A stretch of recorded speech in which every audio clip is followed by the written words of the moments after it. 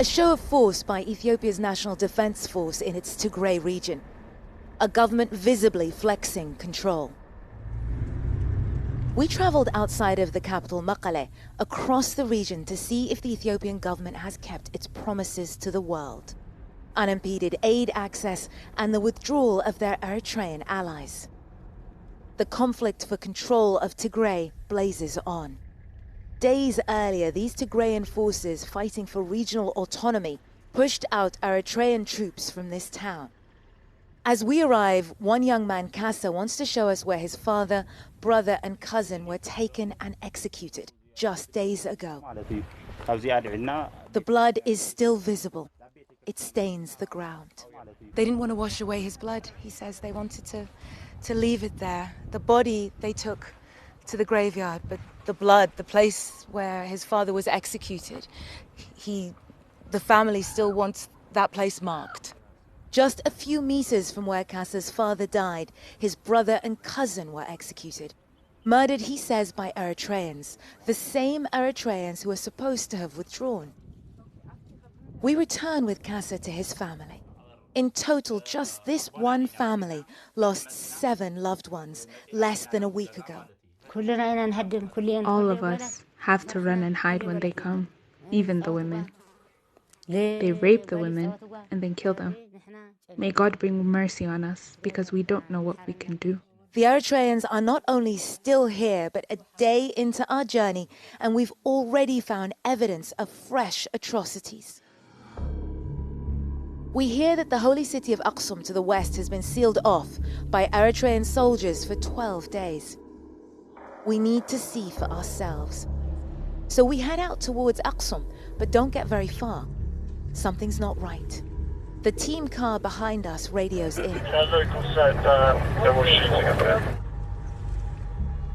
a car coming. A UN driver flashes us a warning, but we decide to press on. Hello. Salam. Can we go ahead? We're gonna go. No problem. Thank you.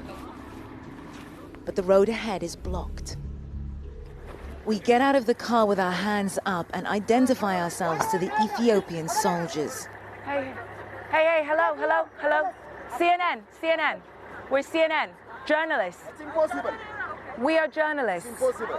Sir, tell us. Before ask our commander. We spoke. No. The soldier spots our cameras. Sir. They're incredibly tense. It's okay.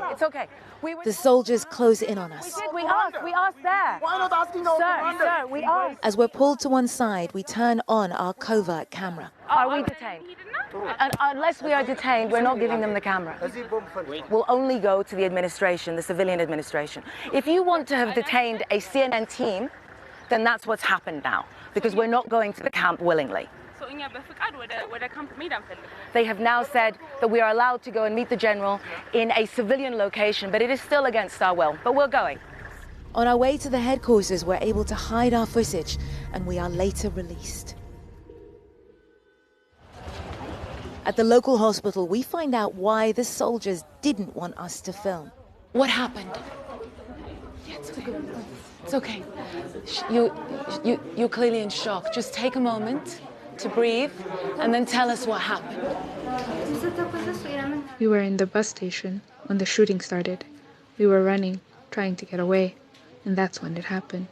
This girl is so scared. She's covering her face, but she wants to tell us what happened, which is that a grenade detonated in front of a group of soldiers, and she says they started randomly opening fire on civilians. She is clearly not a soldier. She's a teenage girl, and she says that she was shot through the leg.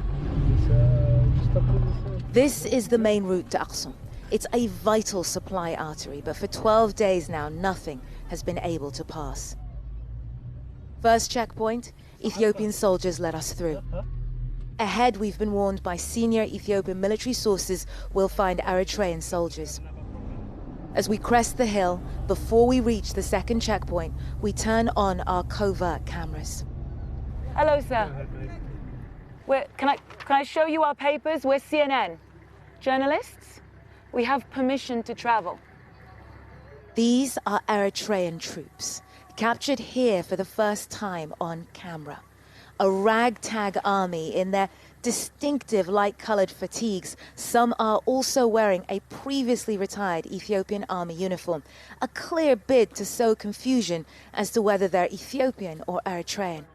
The Eritrean soldiers are telling us that we don't have permission to travel, even though the Ethiopian soldiers waved us through. The other thing is, Eritrean soldiers are supposed to have begun withdrawing, but here they are, manning a checkpoint and blocking us from going forward. Hello, sir. Salamat. How are you? Journalists? We have permission. You're asking us to turn back? Okay, we've been sent back. Both Eritrea and Ethiopia promised these troops would withdraw weeks ago. Yet this foreign force is still here and occupying, obstructing a key supply route with impunity. After calling the interim government, military contacts and others, on our fourth attempt, we make it through. 3 days after setting off, we finally arrive in Aksum, a UNESCO heritage site, the holiest city in Ethiopia and a place of pilgrimage.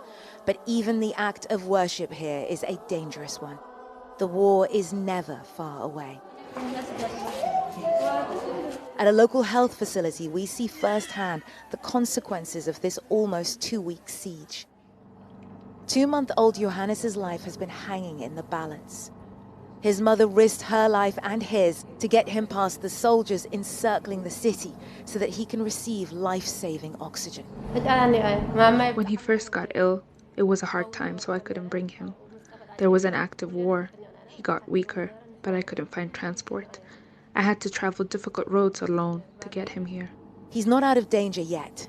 The hospital electricity flickers on and off, and they are still waiting to get more cylinders of oxygen. In the almost 2 weeks that Aksum has been cut off from the outside world, violence has spiked. We find this 24-year-old teacher.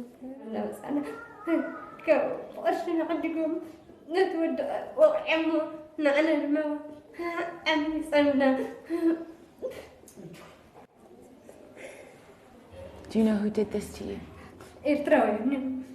Eritrean soldiers did this. I'm so sorry. This is just one case that we are able to capture because we're here, but it's impossible to know how many more women this was done to while this city was closed off from the outside world. Another health facility, Aksum Referral Hospital. Soldiers walk in and out of the hospital with impunity. One spots the camera and runs off. They've run out of blood here. Doctors and medical students are donating their own, but it's still not enough. People who could have been saved are dying. Every patient you see here, the old, the young, the helpless, all injured in this conflict. Our journey here has brought into focus the hollowness of Ethiopia's promises. As we leave Aksum, a line of soldiers encircles the hospital. There is no respite. Ni'mal Bagir, CNN, Aksum, Ethiopia.